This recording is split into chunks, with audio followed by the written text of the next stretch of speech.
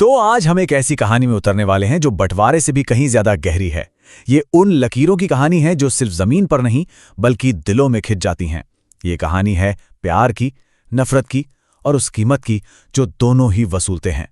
हम इस कहानी की शुरुआत इसके अंत से कर रहे हैं।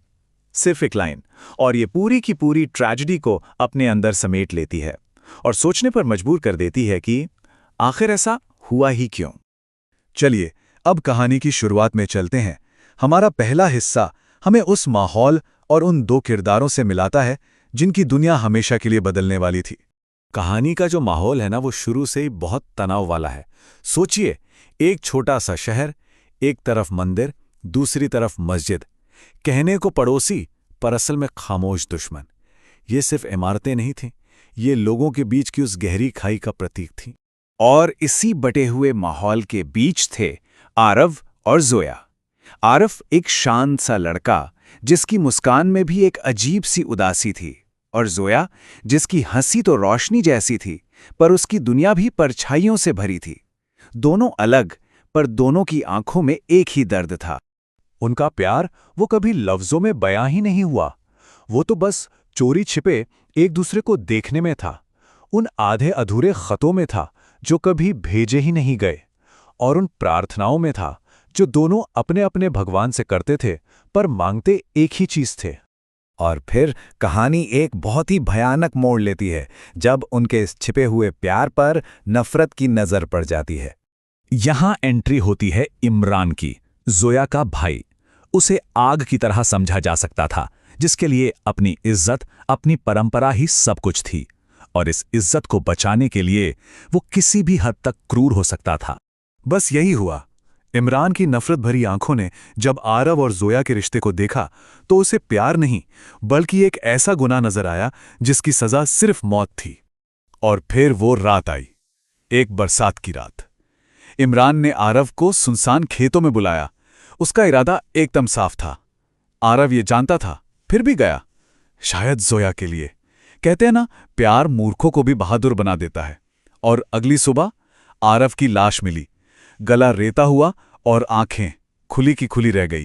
लेकिन एक कहानी का अंत नहीं था। यहां से कहानी एक अलौकिक, एक सुपरनैचुरल मोड़ लेती है। आरव का शरीर तो खत्म हो गया था, पर उसकी आत्मा को शांति नहीं मिली। उसने जाने से इनकार कर दिया।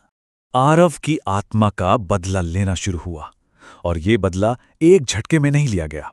ये धीरे धीरे तड़पा तड़पा कर लिया गया। पहले अंधेरे में सिर्फ कदमों की आहट आती थी, फिर आईनों से खून बहने लगा, दीवारें फुसफुसाने लगी, और आखिर में त्वचा पर जले हुए हाथों के निशान बनने लगे।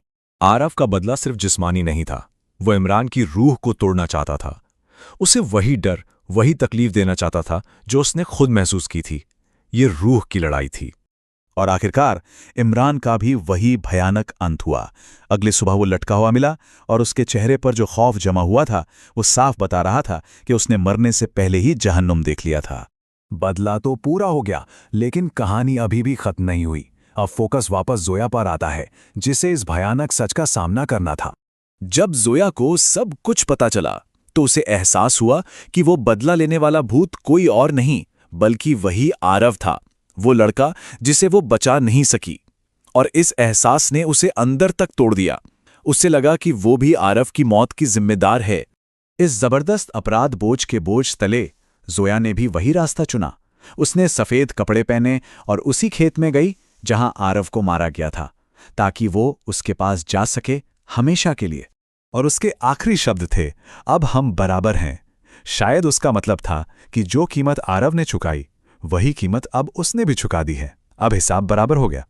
अब हम कहानी के आखिरी हिस्से में पहुंचते हैं, जहां ये भयानक त्रासदी एक अमर कहानी बन जाती है। एक ऐसी कहानी जो उस शहर में आज भी जिंदा है। और कमाल की बात यह है कि ये कहानी उन्हीं दो चीजों से जुड़ जाती है जो कभी बंटवारे का कारण थीं, मंदिर और मस्जिद। लोग कहते हैं कि आज भी जब मंदिर की घंटी और मस्जिद की अजान की आवाज एक साथ हवा में गूंजती है तो उन खेतों में दो साए हाथ में हाथ डाले चलते हुए दिखाई देते हैं, आरव और जोया। जो प्यार, जो साथ उन्हें जीते जी नसीब नहीं हुआ, वो उन्हें मौत के बाद मिल गया। उस दुनिया में उनकी वो पहचान मिट जाती है जिसने उन्हें अलग किया था वो हिंदू नहीं है। और वो मुस्लिम भी नहीं है। सारे लेबल, सारे बंटवारे, सब पीछे छूट जाते हैं। आखिर में वे सिर्फ वही रह जाते हैं जो वो असल में थे, बस दो टूटी हुई आत्माएं जिन्होंने एक दूसरे से बहुत ज्यादा प्यार किया था, और यही उनकी असली और आखिरी पहचान है। तो ये कहानी हमें इसी एक सवाल के साथ छोड़ जाती है कि जब मजहब और इज्जत के नाम पर नफरत की लकीरें खींची जाती हैं तो उसकी असली कीमत कौन चुकाता है।